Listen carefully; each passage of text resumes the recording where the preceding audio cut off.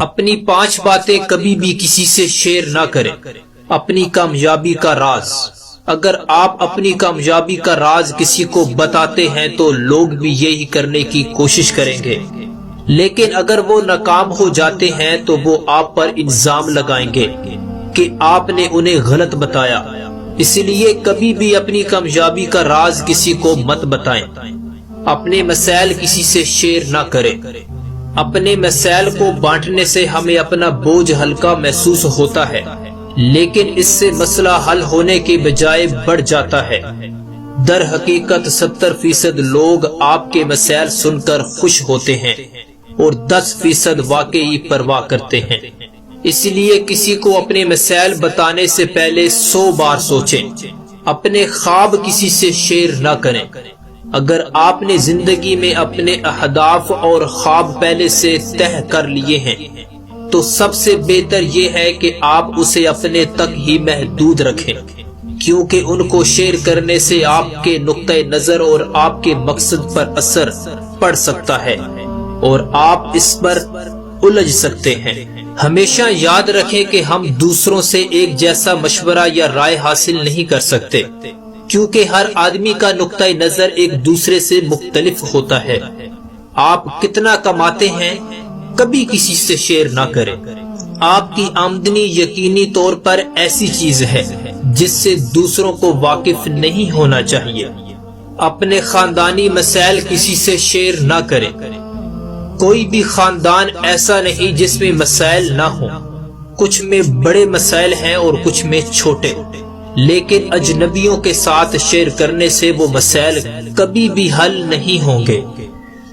آپ کو ان مسائل کے بارے میں اپنے خاندان کے افراد سے بات کرنی چاہیے۔ ان مسائل کو دوسروں کے ساتھ شیئر کرنے سے ان مسائل میں اضافہ ہوتا ہے۔ اس لیے ہمیشہ خیال رکھیں کہ گھر کی بات کو گھر میں ہی رہنے دیں۔ ایک عورت نے دکاندار سے کہا کہ مجھے کھانے پینے کی کچھ چیزیں قرض پر دے دو، جب میرے شوہر کو اللہ تعالی شفا عطا فرمائے گا تو آپ کے سارے پیسے لا کر واپس کر دوں گی۔ دکاندار نے روکھے پن سے جواب دیا کہ یہ دکان ہے، کوئی خیرات خانہ نہیں، جاؤ کہیں اور سے بھیک مانگو۔ اسی دکان کے اندر ایک اور گاہک یہ باتیں سن رہا تھا۔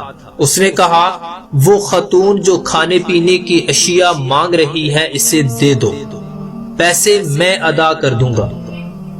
دکاندار گاہک کی یہ بات سن کر بہت شرمندہ ہوا اور خاتون کے سامنے کاغذ اور قلم رکھ کر کہنے لگا، میں ایک شرط پر تمہاری ضروریات کی چیزیں دوں گا کہ تم اس کاغذ پر کچھ لکھ دو اور پلڑے کے اندر رکھ دو۔ تمہاری تحریر کا جتنا وزن ہوگا اتنا سامان میں مفت دے دوں گا۔ خاتون نے کاغذ اور قلم اٹھایا اور اس پر کچھ لکھا اور کاغذ کو بند کر کے ترازو کے پلڑے پر رکھ دیا، اور دکاندار کی آنکھیں حیرت سے کھلی رہ گئیں جب اس نے دیکھا کہ کاغذ والا پلڑا نیچے چلا گیا ہے۔ دکاندار نے ترازو کے دوسرے پلڑے پر ضروریات کا سامان رکھنا شروع کیا اور آہستہ آہستہ دونوں پلڑے برابر ہو گئے تو دکاندار نے سامان خاتون کے حوالے کر دیا۔ دکان سے باہر نکل کر خاتون نے اللہ کا شکر ادا کیا۔ دکاندار نے اس کے جانے کے بعد کاغذ کھول کر پڑھا تو اس پر مختصر یہ جملہ لکھا ہوا تھا، اے میرے پیارے پروردگار، تو میری ضروریات سے آگاہ ہے اور تو ہی اسے پورا فرمانے والا ہے۔ ہمیشہ اللہ پاک پر توکل اور یقین رکھیں، اللہ پاک مدد فرمانے والا ہے۔ جب انسان کسی مصیبت اور غم میں اللہ سے شکوہ کرتا ہے تو اللہ فرماتا ہے کہ اس مصیبت کا شکوہ بے جا ہے، یہ مصیبتیں تجھے میری طرف متوجہ کر رہی ہیں، تجھے شکوہ تو میری اس نعمت سے ہونا چاہیے جو تجھے مجھ سے بے نیاز بناتی ہیں۔ اکثر لوگ اپنی گفتگو سے غیبت، تہمت اور بہتان نکال دیں تو باقی صرف خاموشی رہ جاتی ہے، جو ایک بہترین عبادت ہے۔ زندگی اتنی سستی نہیں کہ اسے لوگوں کے تلخ رویوں کی وجہ سے ہار دیا جائے۔ مسکرائیں کہ یہ زندگی صرف اس رب کی امانت ہے جس نے اس کائنات کی کسی چیز کو بیکار نہیں بنایا۔ شکر ادا کریں کہ آپ سے محبت کرنے والا رب ہے۔ آپ کے سر کے بال اگر تیزی سے سفید ہو رہے ہیں تو اس کی ایک وجہ آپ کی پریشانی بھی ہو سکتی ہے، اور اگر کوئی آپ کی وجہ سے پریشان ہے تو آپ کی پریشانی میں مزید اضافہ ہوگا، اور یہ دماغی پریشانی کا باعث بنے گا جو آپ کے دل و دماغ، صحت اور بالوں پر اثر انداز ہوگا۔